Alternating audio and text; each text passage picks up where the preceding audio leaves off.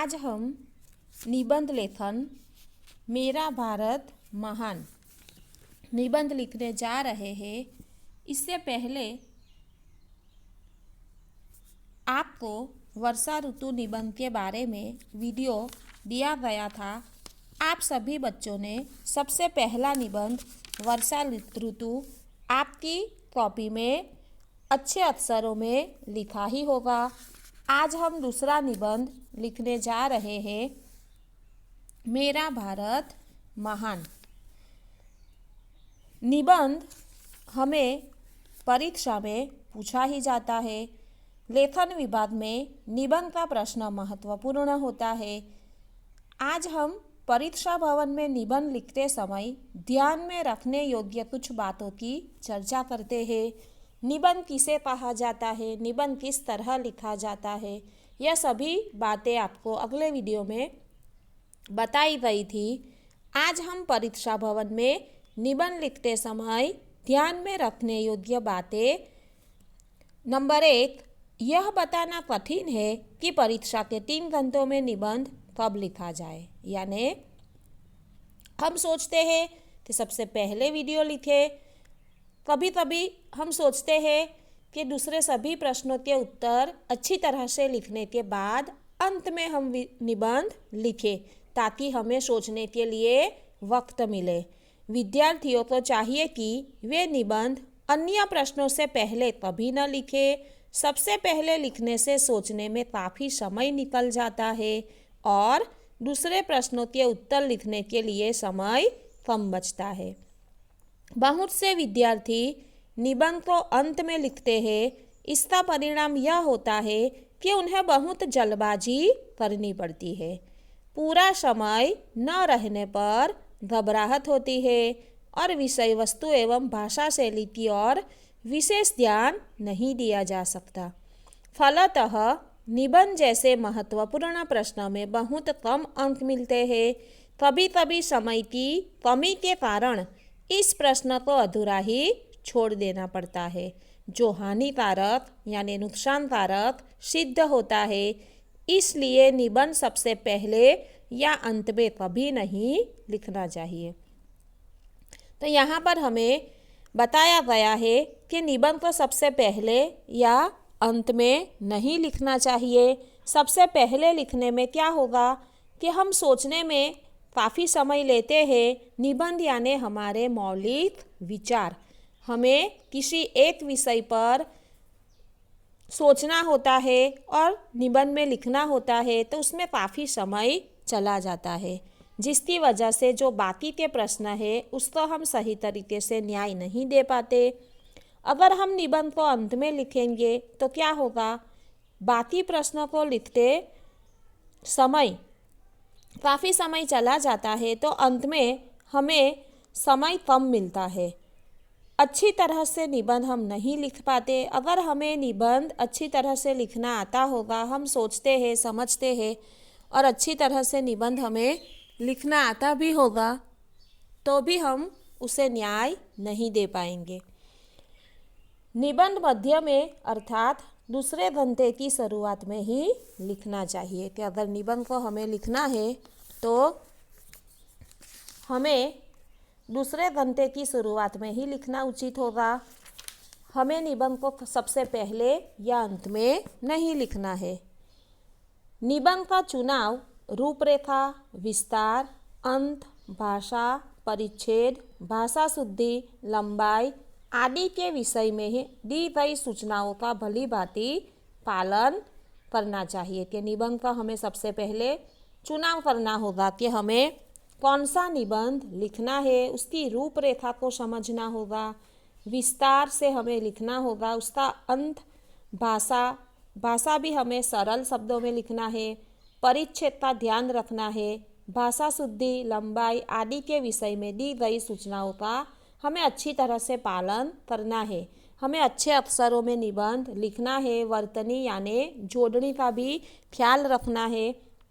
निबंध लिखने के बाद उसे एक बार फिर से अच्छी तरह पढ़ लेना चाहिए ताकि कोई गलती न रह जाए। निबंध के लिए प्रायः 10, 8 या 7 अंक रखे जाते हैं। इस दृष्टि से उसे लगभग आधे घंटे में अवश्य लिख लेना चाहिए। तो आज हम निबंध लिखते हैं मेरा भारत महान।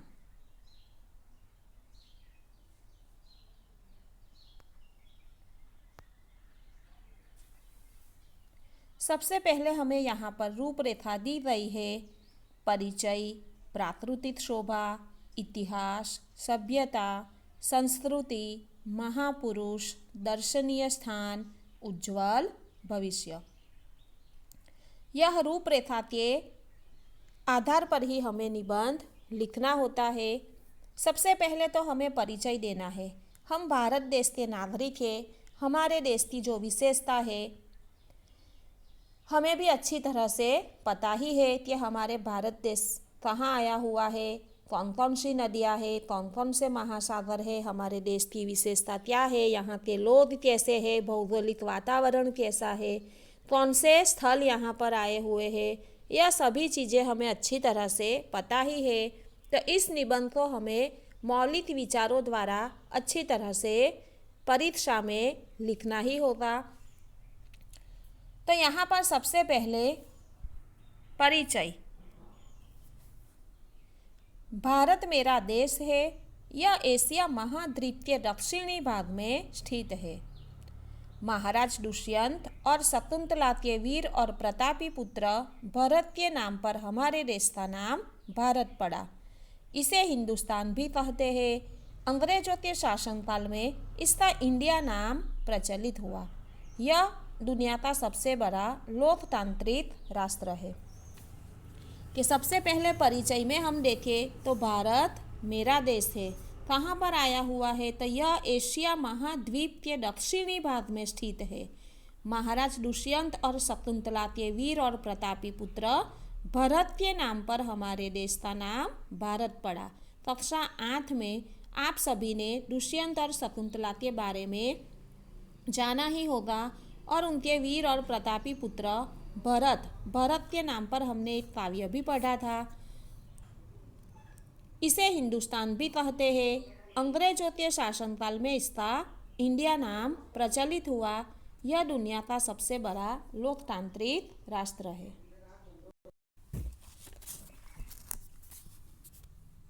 अंग्रेजों के शासनकाल में इससे इंडिया नाम प्रचलित हुआ। हम सभी जानते हैं कि हमारे देश में अंग्रेजों ने काफ़ी समय तक शासन किया, तो इन्होंने हमारे देश को इंडिया नाम दिया हुआ था। वह भी काफ़ी प्रचलित हुआ। यह दुनिया का सबसे बड़ा लोकतांत्रिक राष्ट्र है। राष्ट्रकवि मैथिली शरण गुप्त जी ने भी हमारे भारत देश के बारे में काफ़ी कुछ लिखा हुआ है। सबसे पहले तो हमें भारत देश का परिचय देना है, जो इस परिच्छेद में हमने दिया है। इसके आगे भारत के उत्तर में गिरिराज हिमालय सिर ऊंचा किए खड़ा है। देश के दक्षिण में हिंद महासागर तथा पश्चिम में अरब सागर है। पूर्व में बांग्लादेश व ब्रह्मदेश है। गंगा, यमुना, ब्रह्मपुत्र, सिंधु, गोदावरी, नर्मदा आदि हमारे देश की पवित्र नदियाँ हैं। इन नदियों के कारण ही हमारा देश इतना उपजाऊ बना है। कश्मीर को हम धरती का स्वर्ग कहा जाता है। कश्मीर को हम धरती का स्वर्ग कहा जाता है। इसकी प्राकृतिक शोभा रमणीय है, यानी सुंदर है। दूसरे परिच्छेद में हमें हमारे देश के चारों दिशाएं में कौन से स्थल आए हुए हैं इसके बारे में जानकारी देना है। कि भारत के उत्तर में गिरिराज हिमालय सिर ऊंचा किए खड़ा है। हिमालय पर्वत का चित्र भी यहाँ पर दिया है। सबसे पहले हमें हिमालय को देखकर लगता है कि जैसे वह सही में सिर ऊंचा किए खड़ा है और हमारी रक्षा कर रहा है। देश के दक्षिण में हिंद महासागर, दक्षिण दिशा में हिंद महासागर और पश्चिम दिशा में अरब सागर आया हुआ है। इसी तरह पूर्व में बांग्लादेश व ब्रह्मदेश है। हमारे देश की नदियों के बारे में अगर हम लिखे तो गंगा, यमुना, ब्रह्मपुत्र, सिंधु, गोदावरी, नर्मदा आदि हमारे देश की पवित्र नदियाँ हैं और इन सभी नदियों के कारण ही हमारा देश इतना उपजाऊ बना है कि इन नदियों के पानी का लाभ सभी को प्राप्त हुआ है। किसान भी इन सभी नदियों के पानी से ही खेत की सिंचाई करते हैं। और कश्मीर के बारे में अगर हम जाने तो धरती का स्वर्ग माने जाने वाला कश्मीर हमारे देश में ही आया हुआ है। इसकी प्राकृतिक शोभा बहुत ही सुंदर है। कश्मीर का भी चित्र यहाँ पर दिया हुआ है और कई बच्चे तो कश्मीर जाकर भी आए होंगे। तो नदियों के कारण ही हमारे देश को काफ़ी लाभ पहुँचा है और हमारे देश की जो भूमि है वह काफ़ी उपजाऊ बनी है। धरती का स्वर्ग भी हमारे देश में ही आया हुआ है कश्मीर, जो काफ़ी सुंदर है। तो दूसरे परिच्छेद में हमें क्या लिखना है कि भारत के उत्तर में, दक्षिण में, पूर्व में, पश्चिम में कौन से स्थल आए हुए हैं, कौन सी जगह आए हुए हैं, क्या आया हुआ है। तो दक्षिण में हिंद महासागर इसके चरण प्रक्षालन कर रहा है। नगाधीराज हिमालय इसके उत्तर में मुकुटमणि की तरह शोभायमान है। ऐसा महान भारत हमारा देश है। पूर्व में बंगाल का उपसागर और पश्चिम में क्या है, अरब सागर है। और साथ ही देश में गंगा, यमुना आदि नदियों की मधुमयी धाराएं बहती रहती है, जिससे हमारा देश उपजाऊ बना है। आगे पढ़िए। भारत संसार का सबसे प्राचीन देश है। यह सुसंस्कृत और सभ्य बनने वाला दुनिया का सर्वप्रथम देश है। यहाँ की संस्कृति बहुत प्राचीन और समृद्ध है। यहाँ विभिन्न जातियों एवं संप्रदायों के लोग मिलजुल कर रहते हैं। भारत में कई भाषाएं बोली जाती है। भारत के वेद दुनिया के आदि ग्रंथ माने जाते हैं। रामायण और महाभारत हमारे देश के सुप्रसिद्ध महाकाव्य है।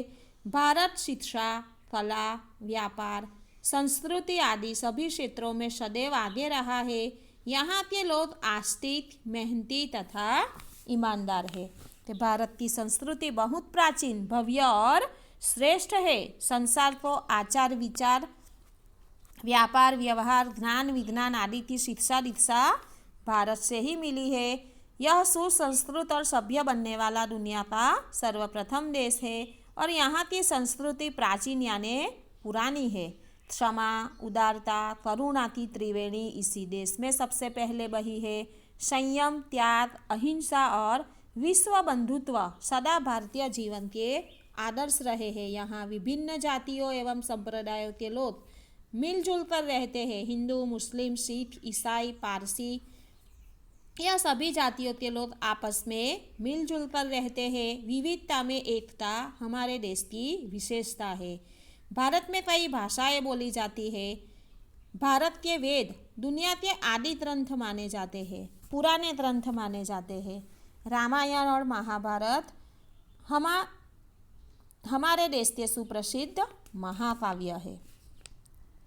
कि यहाँ पर हमें पता चलता है कि हमारे देश के जो वेद है वह दुनिया के आदि ग्रंथ माने जाते हैं, सबसे पुराने वेद माने जाते हैं, पुराना ग्रंथ माना जाता है। और रामायण और महाभारत हमारे देश के महाकाव्य माने जाते हैं।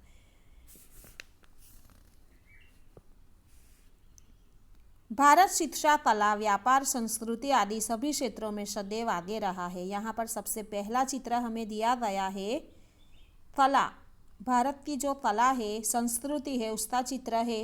दूसरा चित्र है विश्व बंधुत्व, यानी विभिन्न जातियों के लोग आपस में मिलजुल कर रहते हैं। आखिरी चित्र दिया गया है वह व्यापार का चित्र दिया गया है कि यहाँ के जनजीवन के जीवन में विविधता के बावजूद एकता रही है। अनेक प्रांत होते हुए भी समस्त भारत जैसे एक राष्ट्र है। संपूर्ण देश की बागडोर संघ सरकार के हाथ में है। भारतीय संस्कृति एवं जीवन दर्शन में अनन्य एकरूपता है। कृषि प्रधान होते हुए भी औद्योगिक, यहाँ पर हमारा देश कृषि प्रधान माना जाता है, फिर भी औद्योगिक और व्यापारिक दृष्टि से अच्छी तरक्की कर रहा है। कि हमारा देश शिक्षा, कला, व्यापार, संस्कृति आदि सभी क्षेत्रों में सदैव आगे रहा है, अच्छी तरक्की कर रहा है और यहाँ के लोग भी काफ़ी मेहनती और ईमानदार है। मेरा देश राम, कृष्ण, महावीर, बुद्ध, अशोक, शिवाजी, राणा प्रताप, महात्मा गांधी आदि महापुरुषों की जन्मभूमि है। इस देश में दुर्गावती, रानी लक्ष्मीबाई तथा अहिल्याबाई जैसी अनेक वीरांगना हुई है। कि हमारे देश में मर्यादा पुरुषोत्तम राम, भगवान श्री कृष्ण और करुणानिधि बुद्ध ने यहीं अवतार लिया। कबीर, नानक, नरसिंह, ज्ञानेश्वर, तुकाराम आदि महान संतों ने भी यहीं जन्म लिया। अशोक और चंद्रगुप्त, शिवाजी और राणा प्रताप जैसे नरवीर इसी देश में पैदा हुए थे। राष्ट्रपिता बापू, लौह पुरुष सरदार पटेल, वीर सुभाष और शांतिदूत जवाहर तथा लाल बहादुर शास्त्री जैसे नर रत्नों ने महाभारत माता की कीर्ति में 4 चांद लगा दिए हैं। अगर हम वैज्ञानिकों की बात करें तो सीवी रामन, जगदीश चंद्र बोस जैसे वैज्ञानिकों तथा विवेकानंद और योगी अरविंद जैसे विचारकों के कारण भारत का मस्तक आज संसार में ऊंचा है। वीरांगना यानी जिन स्त्रियों ने हमारे देश को आगे लाने में अपना बलिदान दिया।